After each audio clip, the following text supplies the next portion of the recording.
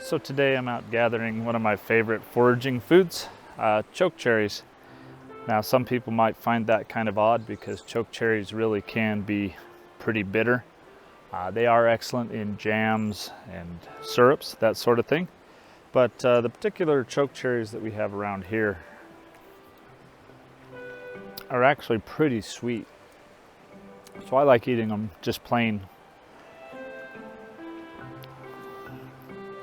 I'm gonna gather a whole bunch of chokecherries today. I don't actually like stuff with too much sugar in it, so I don't do jams or syrups.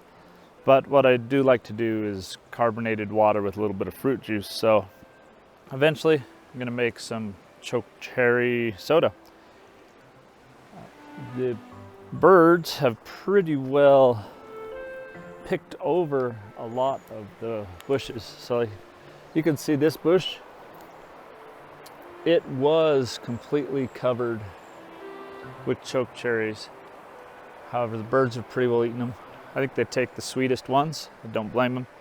You can see here they also have, now over in here, I think this tree either fell down or was so heavy that all the berries pulled it down. So we're kind of going after the leftovers the birds didn't get. All right, so let's talk about identification of chokecherries. So this is a classic chokecherry shape. You can see there's anywhere between 5 and 10 berries on a cluster. The leaves have this nice oval but pointed shape to them. The bark is a nice smooth kind of grayish bark. There's not too many things that look like this.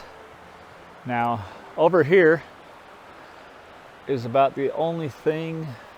So this is a chokecherry. It's coming off of that one there. And then over here, like if you're not paying attention, this is the only one that I've come around in my area that has something similar to it. If you're not paying attention, you might think, oh, there's some chokecherries. This is, I don't know, what I call a thorn apple, and you'll see why. You see those thorns hanging out there, right there. Yeah, if you grab a hold of these, you'll know that these aren't chokecherries. And they don't really look like chokecherries when you look at them closely because they don't have the long strings of berries. In my area, this is the only thing that looks like that. There may be others in your area, but those are chokecherries. Now we're gonna get to work and gather what few the birds haven't gathered.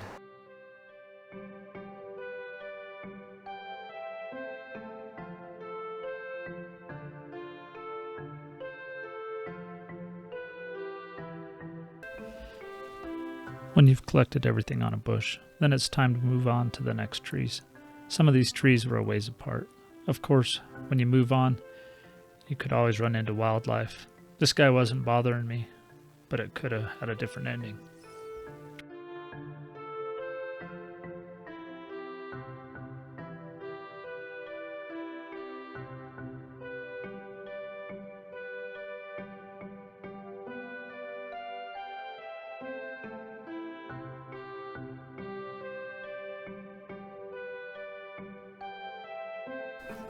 I usually like to freeze my chokecherries before I process them. That just helps break the membranes. It seems to work a little better. But you want to wash them before you freeze them. So just take a certain amount, pour them in there. Remove any obvious stuff. It's okay if there's a few stems in there.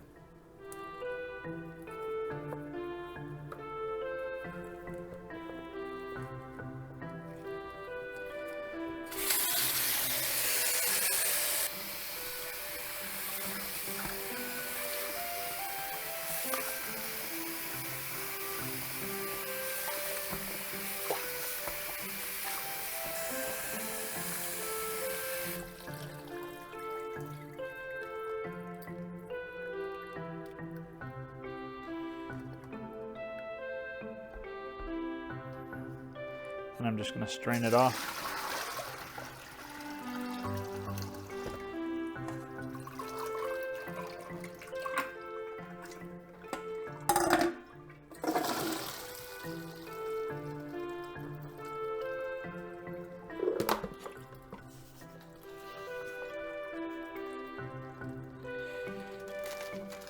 And say I only got like a third of a bucket, I should use Ziplocs. If I have a big load, then I'll use garbage sack. Now I'll just freeze them until I have time to process them. I'll do another video on how I go about processing them.